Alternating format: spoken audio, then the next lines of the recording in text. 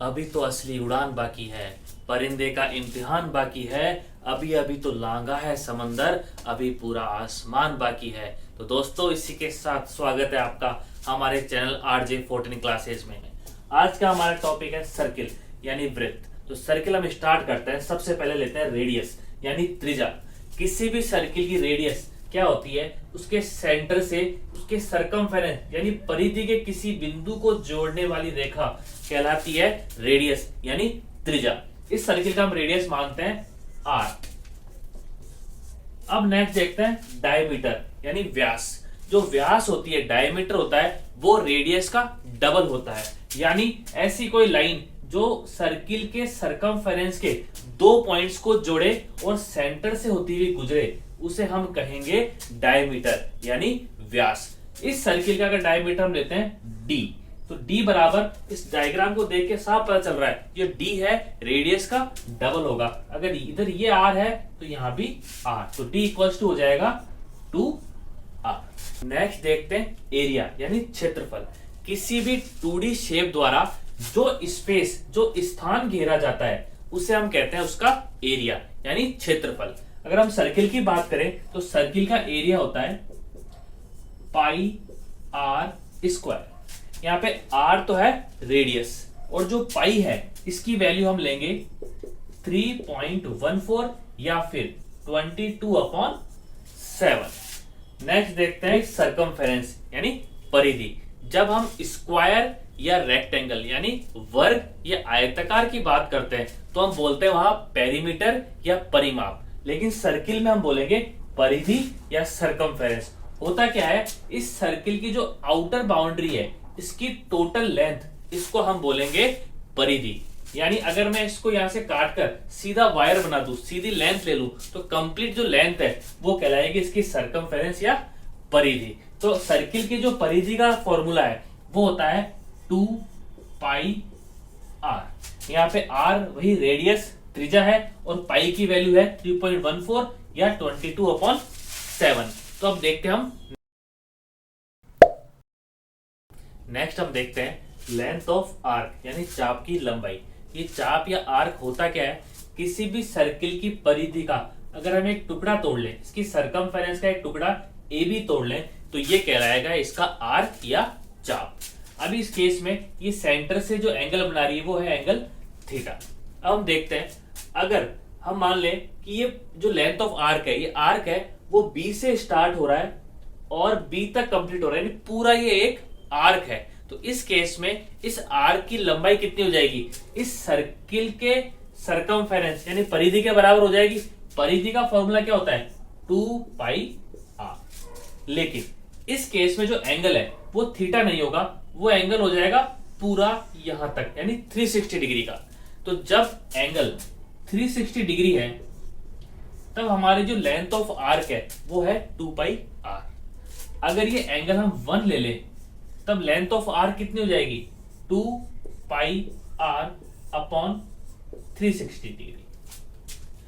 अब अगर हम मान लें कि जो एंगल है वो थीटा है, तो उस केस में अगर एंगल थीटा होगा तब लेंथ ऑफ आर्क कितनी हो जाएगी? 2 पाई r अपॉन 360 इंटू थीटा।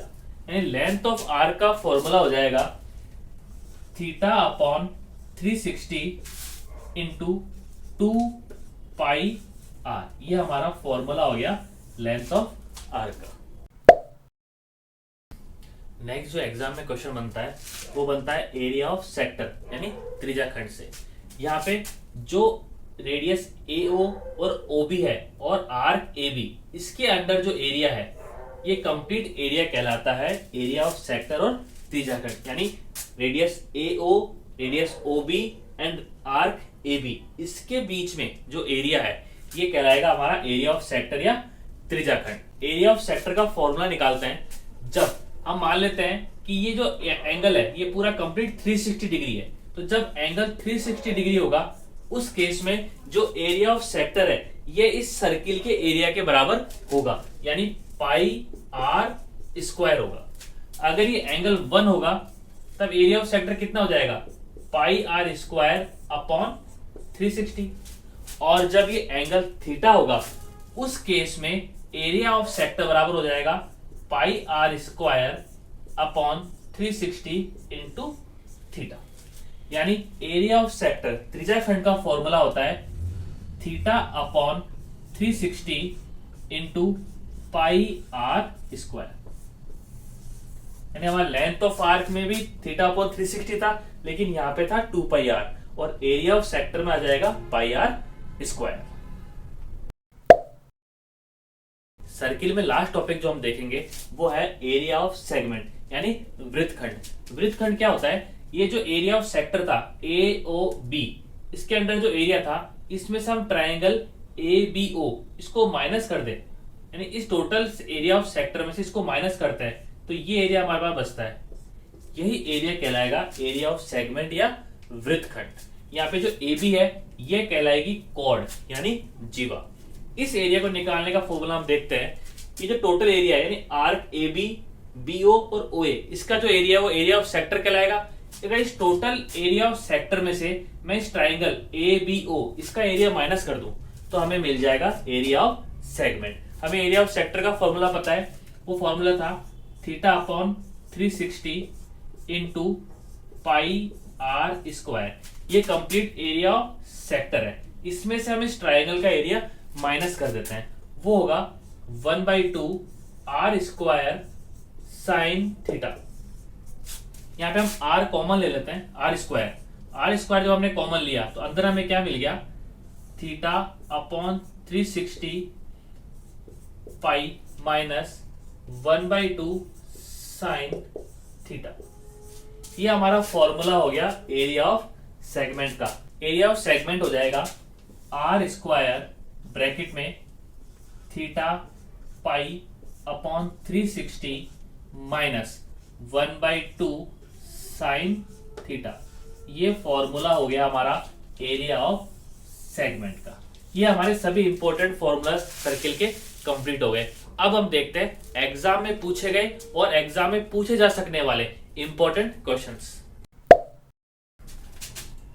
जैसे एक क्वेश्चन है कि घड़ी की मिनट वाली सुई यानी बड़ी सुई की लंबाई है 7 सेंटीमीटर, तो वो सुई 30 मिनट में कितना एरिया कवर करेगी। यानी क्वेश्चन एक तरीके से सर्किल में एरिया ऑफ सेक्टर का हो गया।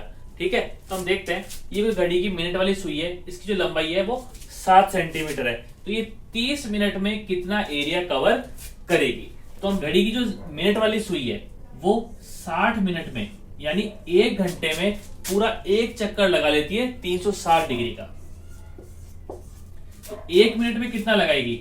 360 अपॉन 60, यानी ये हो गया 6 डिग्री। यानी जो मिनट वाली सुई है, बड़ी सुई है, वो 1 मिनट में 6 डिग्री का एंगल बनाती है। तो हमारे क्वेश्चन में पूछा है 30 मिनट्स में, 30 मिनट्स में कितना एंगल बनाएगी?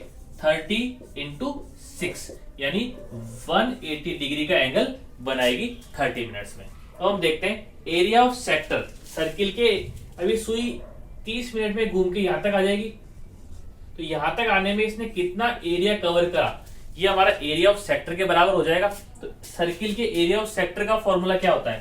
Theta upon 360 into pi R square. ये जो फॉर्मूला है यह है एरिया ऑफ सेक्टर का यानी त्रिज्याखंड का। यहाँ पे जो एंगल थीटा है ये बराबर हो जाएगा 180 डिग्री के। 360 पाई की वैल्यू हम लेंगे 22/7 और रेडियस आर जो रेडियस है वो बराबर हो जाएगा इस सुई की लंबाई के बराबर। यहाँ पे जितना मिनट वाली सुई एरिया कवर करेगी वो बराबर होगा इस सर्किल के एरिया ऑफ सेक्टर के बराबर, यानी theta upon 360 into pi R square. Theta की वैल्यू थी 180 अपॉन 360 इंटू पाई की वैल्यू हम लेंगे 22/7। आर की वैल्यू बराबर होगी इस सुई की लंबाई के बराबर, यानी 7 का स्क्वायर। अब देखते हैं 180 से हम 360 को काटते हैं तो हमें मिलेगा 2। जब हम 2 से 22 को काटेंगे तो हमें मिलेगा 11। यहाँ से 7 है, 7 से हम एक 7 को काट देते हैं तो हमें मिल गया 11 इंटू 7। इसका आंसर हो गया 77 सेंटीमीटर स्क्वायर।